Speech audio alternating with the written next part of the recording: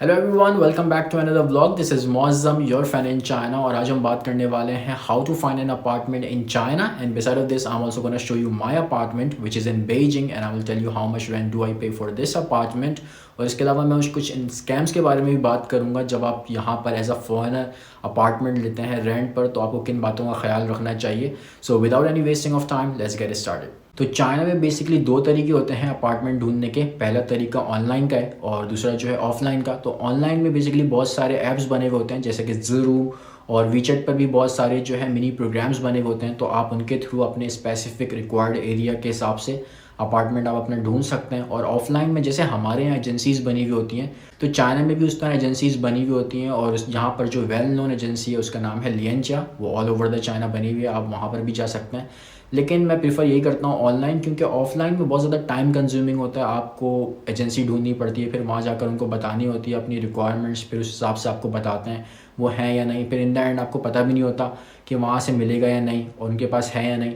तो एक काफ़ी टाइम कंज्यूमिंग प्रोसेस है, तो मैं ऑनलाइन प्रीफर करता हूँ। लेकिन ऑनलाइन में एक मसला ये आता है कि आप जिस तरह की पिक्चर्स आप देखते हैं अपने रिक्वायर्ड एरिया में अपने रेंज के हिसाब से, तो वो ज़रूरी नहीं है कि आप वहाँ पर जाएँ तो वो बिल्कुल वैसा ही हो। अच्छा देखें, यहाँ पर जो स्कैम्स होते हैं वो ऐसे नहीं होता कि आपने एक अपार्टमेंट पसंद किया और आपने उसकी डील किया, आपने पैसे ट्रांसफ़र कर दिए ऑनलाइन और आप वो पैसे लेके भाग गया। तो ऐसा यहाँ पे कुछ स्कैम नहीं होता। स्कैम इस तरह का हो सकता है कि आपको जो आपने अपार्टमेंट देखा है आपको पिक्चर्स में बहुत अच्छा लग रहा है, लेकिन रियलिटी में वो वैसा नहीं है। हो सकता है क्योंकि वो पिक्चर्स लेते हैं बहुत अच्छे से लेते हैं, एचडी कैमरे से लेते हैं, तो हो सकता है वो बिल्कुल वैसा ना दिखाए जैसे वो आपने उनको पिक्चर में दिखाया है। तो इस तरह के स्कैम्स होते हैं। तो जब भी आप ऑनलाइन एक अपार्टमेंट पसंद कर लें, आपको एरिया पसंद आ जाए, आपको उसकी प्राइस पसंद आ जाए, आपको एक दो बेडरूम जितना भी चाहिए अपनी रिक्वायरमेंट के हिसाब से वो सब कुछ पसंद आ जाए, तो इन द एंड आप उस एजेंट से बात करें। वहाँ पर एजेंट्स के नंबर दिए हुए होते हैं, आपको एक एजेंट सेलेक्ट कर लें, वो आपको दिखाएगा, फ्री विजिट होता है। आप वहाँ जाकर विजिट करें, आप देखें, आपको पसंद आए, आप मुतमईन हो तो आप उसकी फिर डील कर लें ऑनलाइन। वो कोई बिल्कुल सेफ़ होता है और मैं तो ये कहता हूँ यहाँ पर ऑनलाइन ज़्यादा सिक्योर होता है, क्योंकि ऑनलाइन में आपके पास सारे रिकॉर्ड्स होते हैं, आपने जो भी बातचीत की है उसके सारे रिकॉर्ड हैं। तो ऑनलाइन यहाँ पर ज़्यादा सिक्योर है एज़ कम्पेयर टू ऑफलाइन। अच्छा, इसके अलावा एजेंसी फ़ी की बात करें तो एजेंसी फ़ी दोनों ही प्रोसेस में सेम ही रहती है। जो अगर आप ऑनलाइन वाले में जाते हैं तो वो आप हर मंथ जो है आपसे आपकी मंथली जो रेंट है उसका 10% चार्ज करते हैं और उसमें आपको वो कुछ सर्विसेज देते हैं कि आपके घर में अगर कुछ ख़राब हो गया, कुछ रिपेयर करवाना हुआ, तो वो सारा उनका हेडेक होता है। और ऑफलाइन में भी इसी तरह वो आपसे एक मंथ का जो रेंट है वो चार्ज करते हैं, वो उनका कमीशन होता है। और उसमें भी वो यही करते हैं कि आपको सारी सर्विसेज देते हैं कि अगर एक साल में जो है आपका घर में कुछ सामान ख़राब होता है तो वो रिपेयर करवाएंगे, लैंडलॉर्ड वगैरह, वो सारा कुछ उनका हेडेक होता है, वो आपको सही करवा के देंगे। अच्छा, यहाँ पर इस वक्त स्कैम ये हो सकता है कि आप जो है कॉन्ट्रैक्ट पेपर अपने से अच्छे से पढ़ें और उस पर जो भी है सारी चीज़ें वो अच्छे से पढ़ लें और उसे कंफर्म कर लें। और कॉन्ट्रैक्ट पेपर हमेशा लें। ऐसा ना हो कि आपने सिर्फ वर्बली बात कर ली, जो ऑफलाइन एजेंट है उसने आपको कह दिया कि भाई ये चीज़ें हैं, इतना रेंट देना है और मैं ये सब कुछ सही करवा दूँ, अगर कुछ ख़राब हो गया तो बातों पे आगे सिर्फ आप एक्शंस ना लें। आप कॉन्ट्रैक्ट पेपर ऑफिशियल जो तरीका है यहाँ पर कॉन्ट्रैक्ट पेपर्स लें, आप अपना नाम, लैंडलॉर्ड का नाम और जो भी सारे प्रोसीजर्स हैं वो ऑफिशियल पेपर्स होते हैं, वो फिक्स होता है, उसको कोई चेंज नहीं कर सकता, उसमें कोई नेगोशिएशन नहीं हो सकती, वो फिक्स होता है, वो सबके लिए सेम होता है। तो आप भी उस पर बस अपना नाम लिखवा लें और वो कॉन्ट्रैक्ट पेपर एक कॉपी वो रख लेगा, एक कॉपी आप रख लें। अच्छा, मेरे साथ अभी रिसेंटली ऐसा भी हुआ था, क्योंकि ये अपार्टमेंट जो है मेरी कंपनी ने हेल्प की थी मुझे फाइंड करने में और उनके थ्रू ही मुझे ये अपार्टमेंट मिला है और वो सब्सिडाइज़ भी करते हैं इसको।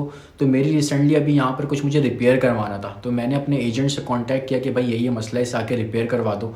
तो उसने कहा भाई ये तो आपका अपना हेडेक है, आप इससे जाके खुद करवाएं, हमारे इसमें कुछ है ही नहीं। मैंने कहा ये तो कॉन्ट्रैक्ट में लिखा हुआ है। और फिर जो है मैंने उस कॉन्ट्रैक्ट में उसकी पिक्चर भेजी तो उसे पता लग गया हाँ भाई इसे चाइनीज़ आती है, इसे सब कुछ पता है। तो देखें, अगर आपको चाइनीज़ नहीं आती होगी और आपको कुछ पता नहीं होगा कॉन्ट्रैक्ट के बारे में तो वो आपको आसानी से बोलेंगे भाई ये सब तो आपका हेडेक है, आपको ही करवाना है। तो खैर मुझे चाइनीज़ आती थी, मैंने उसको पिक्चर ली, मैंने कहा भाई ये देखें आप कॉन्ट्रैक्ट में इस तरह लिखा हुआ है, ऐसा नहीं हो सकता कि मैं ठीक करवाऊँ। तो फिर उन्होंने बंदा भेजा, ठीक करवाया, सब कुछ हो गया। तो देखें, चाइना में आप रहें तो चाइनीज़ की बहुत ज़्यादा इंपॉर्टेंस है, वरना आपके साथ कोई भी कुछ बोलेगा आप बोलेंगे हाँ भाई ये तो ऐसी बात है। तो अब हम उस क्वेश्चन के बारे में बात करते हैं जो काफ़ी सारे स्टूडेंट्स मुझसे पूछते हैं कि यहाँ पर अपार्टमेंट का रेंट कितना होता है। तो मैं जो है बीजिंग में रहता हूँ और ये सिटी सेंटर से थोड़ा सा दूर है और 2 बेडरूम अपार्टमेंट है, एक वॉशरूम है, एक किचन है। तो इसका जो मंथली रेंट है वो 3800 है और यूटिलिटीज़ के लिए आप 200 रख लें मंथली। उसमें इंटरनेट, वाटर, इलेक्ट्रिसिटी और गैस सब कुछ इंक्लूड होता है। तो मंथली जो है वो 4000 बन जाता है। लेकिन इसी कम्युनिटी में अगर आप सिर्फ एक बेडरूम का अपार्टमेंट लेते हैं, यानी शेयरिंग पे, अगर एक अपार्टमेंट है वहाँ पर 3-4 रूम्स बने हुए हैं और सिर्फ आप एक रूम जो है रेंट पर लेते हैं वो तो आपको ईजिली 1500 में मिल जाएगा। So now let's have a look of my apartment. Now मुझे ज़ोबा। तो अपार्टमेंट में इंटर होते ही सबसे पहले यहाँ वॉशरूम दिखता है सामने, और वॉशरूम के अंदर जो है सिंक, कमोड और एक वॉशिंग मशीन है। और लेफ़्ट हैंड साइड पे एक बेडरूम है, ये मेरा बेडरूम है। और राइट हैंड साइड पे भी एक बेडरूम है, लेकिन अभी ये खाली है, यहाँ कोई भी नहीं रहता। और इस बेडरूम को जो है मैंने अपना स्टोर रूम बनाया हुआ है, यहाँ पे मैंने अपने सारे बैग्स रखे हुए हैं। और यहाँ पर एक विंडो भी है, और थोड़ा सा फैमिली टाइप अपार्टमेंट है। वो एक मेन बेडरूम है, और जैसे अगर एक फैमिली होती है, कुछ बच्चे वगैरह होते हैं उनके, तो वो शायद इस तरह के उन्होंने, ये सारा अपार्टमेंट के साथ ही होता है। जो भी फर्निश अपार्टमेंट है, बेड्स और जो भी इनके कबर्ड्स वगैरह हैं, ये सारे इनके साथ ही होते हैं। ऊपर एसी, लाइट्स, सब कुछ इनमें होता है। तो जब मैं चाइना आया था सिर्फ 2 बैग्स के साथ आया था, तो आहिस्ता आहिस्ता आहिस्ता ये 2 से 3 4 5 6 हो गए अब। और फिर यहाँ पर एक विंडो भी है, और यहाँ इस कबर्ड में भी मैंने अपने सारे कोट्स वगैरह रखे हुए हैं, सर्दी के कपड़े इस कबर्ड में और गर्मी के उस कबर्ड में। तो अभी हम चलते हैं। So this is my bedroom, and मेरे इस अपार्टमेंट में 2 बेडरूम्स हैं, but I choose this to be my bedroom क्योंकि यहाँ पर एक बहुत बड़ी सी विंडो है, और सुबह सुबह जो है यहाँ पर बहुत अच्छी धूप भी आती है। दूसरा वाला जो बेडरूम है उसमें इतनी अच्छी धूप नहीं आती, तो मैंने ये वाला चूज़ करा। और एक और रीज़न ये था कि यहाँ पर एक बहुत बड़ा सा बेड है, क्योंकि when it comes to sleep I am the person who needs 2 person space, तो मेरे लिए काफ़ी बेहतर है। और यहाँ पर एक टेबल का स्पेस भी है, और ये कबर्ड जो है इन्होंने इस अपार्टमेंट के साथ ही दिया था, तो उस रूम में भी है एक, और यहाँ पर भी एक। छोटा सा ही है वैसे, लेकिन सारी चीज़ें क्योंकि मैं अकेला ही हूँ तो फिट हो गई हैं। और यहाँ पर एक हैंगर भी है। और बीजिंग में अगर आपको सिर्फ एक रूम रेंट पर लेना हो, यानी इस तरह का अपार्टमेंट हो और 2-3 रूम्स हो, लेकिन आपको सिर्फ एक ही रूम चाहिए हो रेंट पर, तो वो 1500 to 2000 के रेंज में मिल जाता है। लेकिन उसमें ये होता है कि आपको वॉशरूम और किचन जो है वो शेयर करना पड़ता है, तो लेकिन आपको एक रूम भी जो है रेंट पर मिल सकता है। तो अब मैं आपको दिखाता हूँ किचन। इस बेडरूम के बराबर में ये किचन बना हुआ है, और काफ़ी बड़ा नहीं है लेकिन मेरे लिए काफ़ी है। और यहाँ बीजिंग में क्योंकि यूजुअली गैस स्टोव वाले किचन नहीं होते, वहाँ पर नॉर्मली जो इलेक्ट्रिक स्टोव लगे हुए होते हैं, लेकिन यहाँ पर गैस स्टोव लगे हुए, तो ये अच्छी बात है। और क्योंकि मुझे ऐसा लगता है कि गैस स्टोव में खाना भी थोड़ा अच्छा बनता है। और यहाँ सारे कैबिनेट्स वगैरह लगे हुए हैं, तो काफ़ी अच्छा है। और सिंक भी बना हुआ है। और आज संडे है, तो मैं संडे को यूजुअली खुद की कुकिंग करता हूँ, तो आज मैंने फ़िश बनाने की प्लानिंग की हुई है, उसे मैरिनेट करने के लिए रखा हुआ है। थोड़ी देर में भी इसे फ्राई करेंगे। और यहाँ पर भी एक विंडो है, तो ये अच्छी बात है मेरे इस अपार्टमेंट की कि दोनों साइड जो है विंडोज़ हैं और व्यूज़ मिलते हैं आपको। और यहाँ पर इन्होंने थोड़ा सा स्पेस अलग से दिया हुआ है यहाँ पर। और यहाँ पर एक रेफ्रिजरेटर भी रखा हुआ है, ये भी इस अपार्टमेंट के साथ ही था।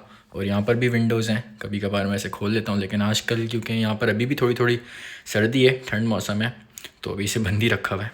और इस बेडरूम के बराबर में जो है एक लॉन्च बना हुआ है, यहाँ पर भी एक बड़ी सी विंडो है। तो मुझे इस अपार्टमेंट की ये बात बहुत अच्छी लगती है, बड़ी बड़ी विंडोज़ हैं, वरना यहाँ पर कुछ अपार्टमेंट्स इस तरह के भी होते हैं जहाँ रोशनी का नामो निशान नहीं होता। और यहाँ पर एक मिरर है। सारी चीज़ें आपको अपार्टमेंट के साथ नहीं मिलती, कुछ चीज़ें आपको ख़रीदनी भी पड़ती हैं, जैसे मिरर, टेबल्स, डेस्क, बोर्ड्स, ये सारी चीज़ें मैंने खुद ख़रीदी हैं। तो ये है वो टेबल जहाँ मैं पढ़ाई करता हूँ, और ये है बोर्ड जहाँ लिखाई करता हूँ। वाह, मैं तो शायर हूँ। और ये है बड़ी सी विंडो, और मेरे अपार्टमेंट के सामने ही एक प्ले एरिया बना हुआ है। यहाँ पे अभी आप देख भी सकते हैं बहुत सारे बच्चे आए हुए हैं, अभी इनका मैच स्टार्ट हो जाएगा। यहाँ पर ये सॉकर, बास्केटबॉल, और यहाँ सामने टेबल टेनिस टेबल्स भी रखे हुए हैं। और इसके अलावा यहाँ पर एक टीवी भी है, ये भी इन्होंने अपार्टमेंट के साथ ही दिया था, लेकिन मुझे कोई इतना शौक़ नहीं है टीवी देखने का, तो मैंने अपनी बुक्स वगैरह इसके सामने रखी हुई है इस टेबल पर।